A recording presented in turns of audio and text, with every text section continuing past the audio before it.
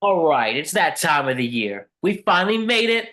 This is your first round preview of the college football playoff. That's right, 12 teams remain, and we're going to see who's on their way to a national championship.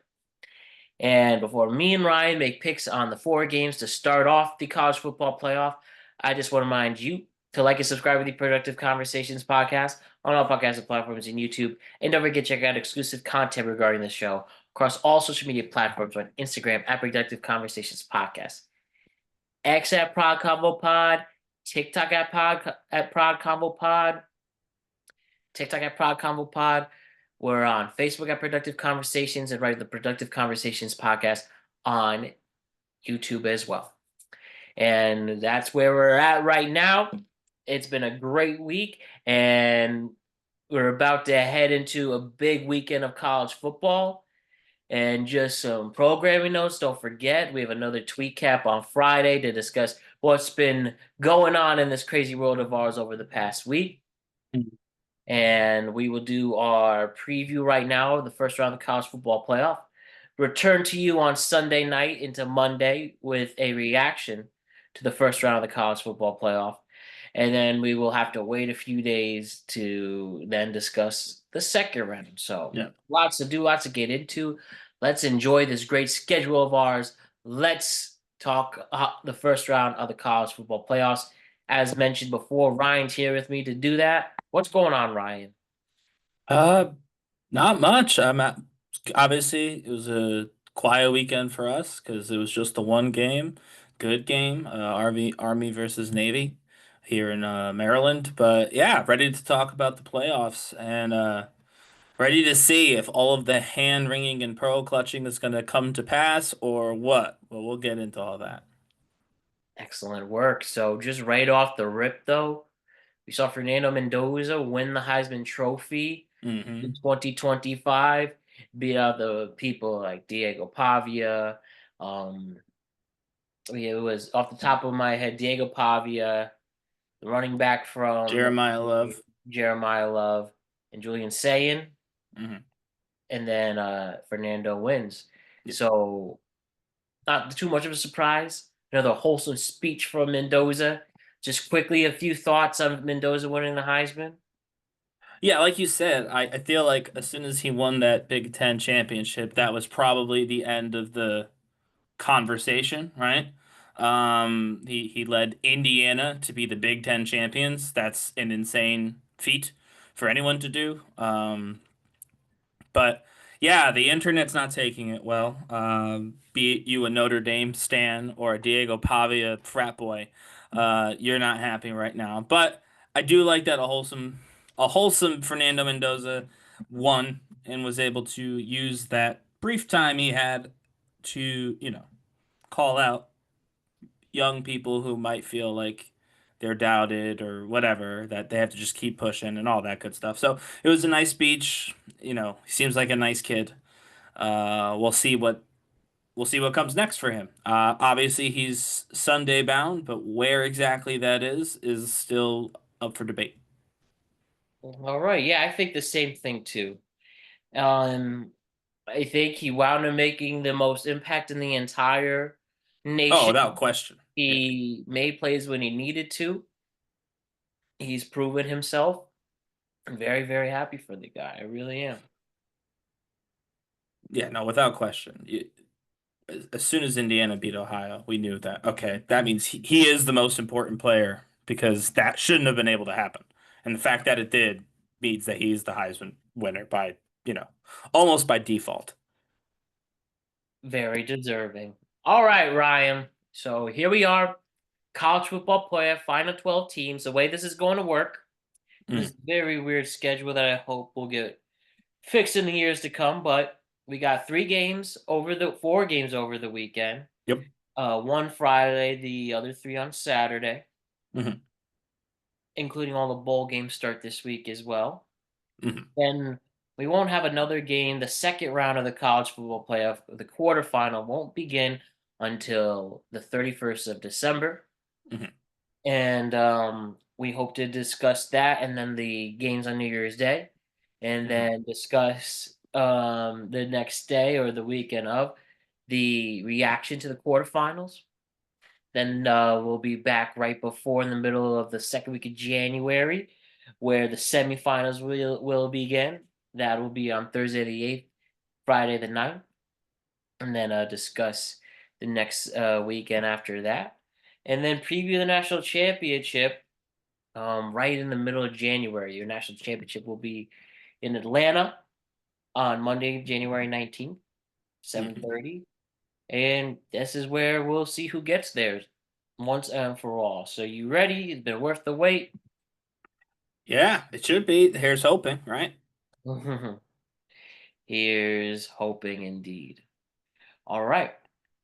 So let's head into it, Ryan. Let's start Mm. right here, right now. And I do think the college football playoff will start on a high note because we have a classic SEC battle. We have number ninth ranked, the University of Alabama, taking on the number eighth ranked University of Oklahoma. Alabama versus Oklahoma. A classic SEC Big 12 SEC to Big 12 tilt is happening right now, as Hmm. in one team bounced from the Big 12 To to the SEC. SEC. So now that these two are going to play each other more regularly, we saw them play each other on the 15th with Oklahoma edging out the win. They won 23-21. And this is it right here, right now. We got two classic college football teams starting off the college football playoff. At this time, your spread is -1.5 points to Alabama. The game is at Oklahoma and Norman, Hmm. and very, very close because the money line is going to Oklahoma, as a matter of fact. So, pretty intriguing matchup. And as I said, these two met in the regular season before, and I think it's gonna come down to Oklahoma's very stellar defense, Mm. one of the best defenses in the United States, taking on Alabama, an explosive offense. As mentioned, Oklahoma ranks well in sacks and they rank well in red zone stops.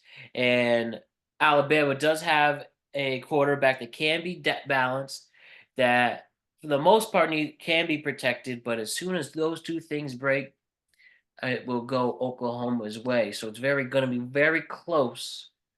But having said that, who's winning, the Sooners or the Crimson Tide? Um, so I'm gonna I'm gonna let my heart and my head converge here. I believe that Oklahoma can win this. I think the Sooners can beat Alabama. One, I want Alabama to lose, but more importantly, I do think, as you pointed out, Oklahoma has exactly what it needs. And they might be getting lucky. When you look at the last 5 games for the two teams. You see Oklahoma's been on a bit of a, went out on a win streak. Tennessee, Alabama, Missouri, LSU, those are all wins, with the exception of Alabama. Those are all, fairly solid wins. Whereas Alabama lost to Oklahoma, barely beat a very bad Auburn team, one score, 27-20. And then could only score a singular touchdown against Georgia. So Alabama is currently on a downswing right now. That explosive offense that we talked about, led by Ty Simpson, it has not been explosive the last 5 games. It now you could, if you're superstitious, you could say, oh, that means they're due. Maybe. But as you said, Matt, they have Oklahoma's got the defense to shut down this Alabama offense, I think, anyway. And with Alabama playing the way that it has the last 5 games, close games that they should have blown out, losses that should have been wins, frankly, I think that just Alabama's out of steam. They had a very good season. They started off slow. They really ramped up, but I think the train, the Crimson Tide, is running out of gas, and I think the Sooners are going to win this one. Yeah, Ryan, you and me are on the same page on this one. I believe the game's going to Oklahoma because of their defense, because of Alabama's shortcomings this season, and Alabama's, as you mentioned, the last couple of months for Alabama have been shaky. Yeah. They've lost to vulnerable teams from Florida State. to now. So it did get into the SEC championship, but that was a time and place to prove that you were an explosive offense and that your Yeah, defense can at least hold it down and against the would-be SEC champion University of Georgia. They did not. They're going to play a team that is on their level in for sure. Oklahoma, and if they couldn't hang against them, I don't think they'll be able to hang now. Ultimately, I I think it's gonna also be Oklahoma with a close spread. But give me those points at -1.5 for Oklahoma. Yeah, I agree. I don't think it'll be a blowout or anything like that. It'll be a close game. Also, though, this is unrelated. We won't talk about it much, but all the conferences need to really rework their championship thing. Uh, it's insane that, no offense, it's insane that Alabama was in the championship game. Um, Ole Miss, A&M, those both better teams in Alabama. The ratings prove that. And then ACC with Duke, obviously. So hopefully that changes. They might get rid of them entirely, which whatever. But I don't want them to do that. But I do hope they change their tiebreakers because yeah, that loss to Georgia really screwed Alabama. Like it really did mess them like pretty Expose badly. them too. Yeah. So good pick on that one. So that'll be your one Friday game. Then high noon on Saturday will be the next college football game. Yep. We have the University of Miami, ranked 10th ranked University of Miami, taking on the 7th ranked Texas A&M University. Miami makes its college football debut against Texas A&M and has played an extremely tough schedule all year long. And a team that boasts strong third down defenses and a team that has had an underrated offense, if you ask me. Hmm. You got Texas A&M having the home field advantage. Right now, your spread is -3.5 for Texas A&M. And yeah, I think Miami's offense has Miami's offense has been pretty strong, but Yeah. inconsistent, and they have been turnovering the ball. They've been creating a Hmm. lot of turnovers, and I don't think Carson Beck is anything special, quite frankly. And A&M's ability to limit big plays, win those third down conversions, having a stellar at even at one point the highest quarterback to watch him, Marcel Reed. And even though he's dwindled a little bit in the past couple weeks, I feel the time off, the experience, and the defense will be able to handle Miami no problem. And the big sweepstakes of who gets in between the three teams of Notre Dame, Miami, and Alabama. Alabama. Miami's the one that gets into, and this is though a chance to prove themselves. They're playing against a very, very good A&M team who's Oh hungry yeah. after a bad loss to Texas, and I think that again take those points at -3.5 for A&M. I don't even think that Miami will be able to put much of a fight. I think the thing will be steeper. But I think A&M will come out the tunnels roaring and will be making big, big plays all game long on both sides of the ball. Yeah, I mean, I've been, as you know, listening to this, I've been high on both teams at different times of the year. Miami initially was a team that I thought we should be watching for the playoffs. A&M very quickly became who I thought was the best team, or at least the most exciting in the SEC. Um, I'm going to say, just because I don't want to be wrong, I do agree with you. I think it's probably going to be A&M that comes out of this game with the win. But I would love to see this be one of the upsets. I really would, partly because there's been so much with, the trio of Alabama, Notre Dame, and Miami. Getting Miami past this first hurdle would do a lot, in my opinion, for the sport. Doesn't mean that, again, that's all narrative, though. What happens on the field, as Miami has said all season about Notre Dame, what happens on the field is what matters. So, narratively or not, Miami has to go out there and they have to execute. I don't know that their offense is going to be enough. I do know that their defense is not going to be any. Their defense is nothing special. The Miami defense is a fine defense. They're a good football team, but there's no I would say A&M's got an exceptionally explosive offense. I do not believe Miami is going to be able to answer that on that side of the ball. So it'll have to be a high scoring game or it's going to be a runaway for A&M.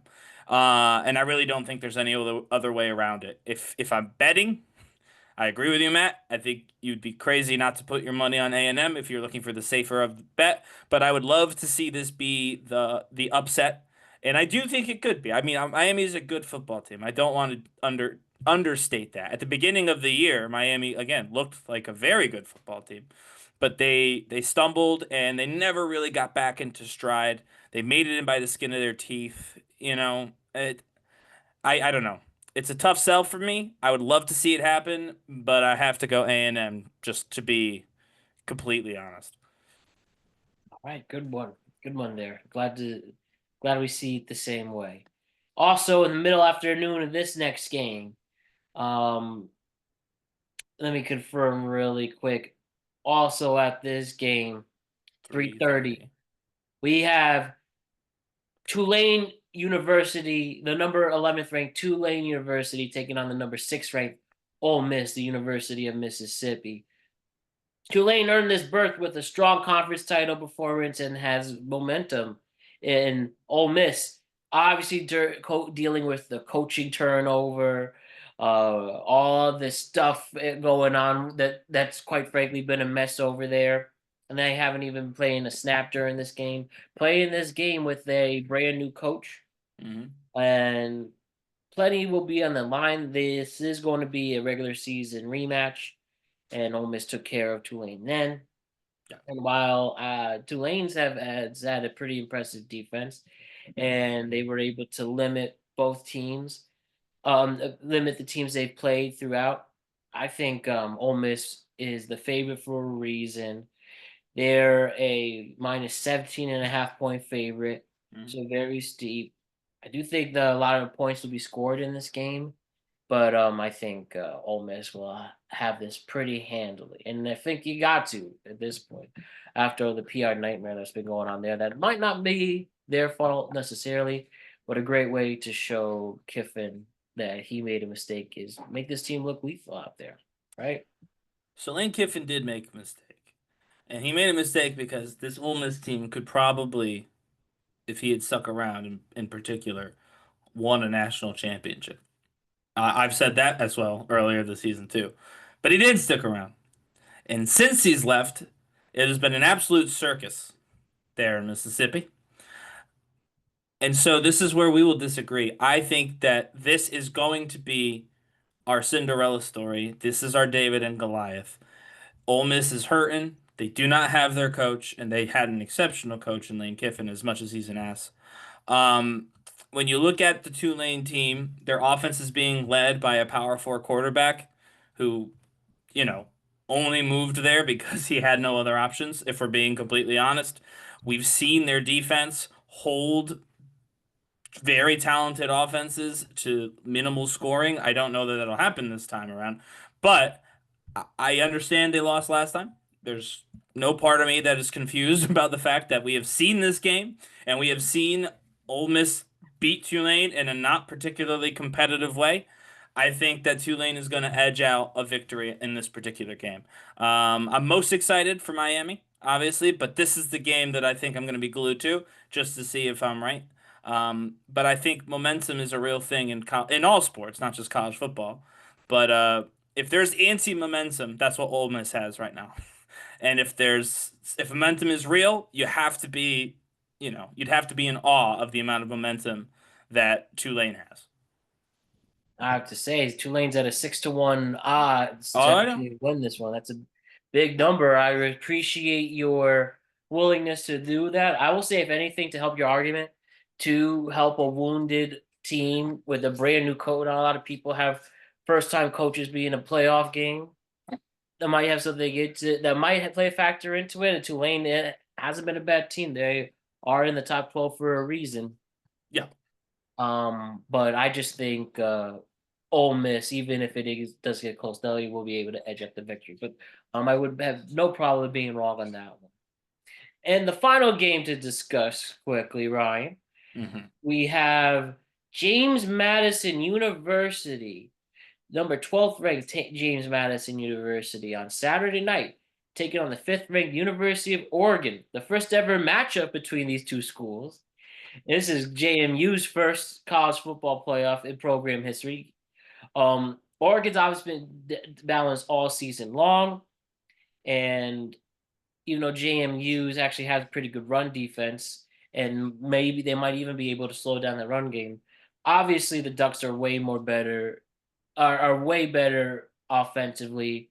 They have the players. They're much bigger than them. They're much faster. They're faster than them. The spread is 21.5 points. Very steep. And not to be rude, but some JMU kids might not even make the Oregon team. While it'd be nice to see them put somewhat of a fight, I think it's clearly going to go to Oregon. Oh, so little faith. I mean, all right. First of all, let me stop right there. Yes, obviously Oregon's gonna win this game. My opinion is it may not even be all that competitive. I don't agree with the rationale of well, these guys are just too much. They're not big enough. They're not fast enough. They're strong enough. Because Oregon has played worse teams than JMU this year. Um, like factually, they have. Every Power Four school has played worse teams than JMU this year. That's why the FCS teams exist to get smacked down. There's a reason why you play the Citadel. There's a reason why you play Sanford. JMU is better than both of those teams by a considerable margin, but they are just not a national football playoff team. They're just not. And it's not their fault. They have a quarter of the money, and I'm pulling for JMU. Okay, I'm here in the Commonwealth of Virginia. UVA shit the bed, so they're not in it. So JMU is all we got. So I'm hoping against hope for a miracle. But the reality, as you pointed out very much correctly, is Oregon's a phenomenal football team. JMU does not have a playoff pedigree. Um, I will say Wayne Knight, the running back for JMU, he's very good. If you've watched any of their games, you'll have seen he's very good. Um, Look for them to try and utilize him probably more than they should. But this is a big game because as you pointed out, a lot of people are running around with I mean, one person called it a safety issue to have JMU play against Oregon, and it's similar Wasn't conversation that to disrespectful, that is but mad. Yes, mad disrespectful, but similar vein of the JMU guys couldn't even make the Oregon team sort of deal. There is no respect on JMU's side of the fence right now. So JMU needs to basically punch these dudes in the mouth, and they're not going to win, and they're probably not even going to get within within a touchdown of winning this game. But they have to come out early with a score. And they have to just keep going. They should be going for it constantly. They should be running every kind of trick play they have. They have nothing to lose. They are literally playing with house money. And I hope they do it. And one of the nice things about these Group 5 schools is they're the ones who do that kind of stuff. When you're the head coach of Alabama, you can't be silly. You're the head coach of I don't know, Michigan. You can't be silly, as we've learned. But when you're the head coach at JMU, you could get a little silly with it because no one's expecting anything. So I hope that's what happens. Um, and we'll see how the game goes. But yeah, you would have to be clinically I know that I just picked Tulane, but you'd have to be clinically insane to pick the Dukes to beat the Ducks in this particular game. You just would be. well, from your lips to God's ears, Ryan, wouldn't that be a shock? To say the least, because I guess they could beat anybody almost. They could bring down Oregon. Oh yeah, listen, if the Dukes do win, then all of the nonsense of well they're not ready that goes away because all of a sudden it's like oh wow they beat Oregon. It's not even like they beat like they didn't beat Tulane or they didn't beat Miami. They beat Oregon. That would be insane. Well, good luck to them. Excellent work, Ryan, as always. We'll see you on Friday to discuss the tweet cap, talk about what's been going on in the world this week. We'll talk college football with you again on Sunday to react to these games. Hmm. And we'll take it from there. We're on the final month of college football. Let's enjoy it. Let's do it. Thanks again, Ryan. See you See ya. later.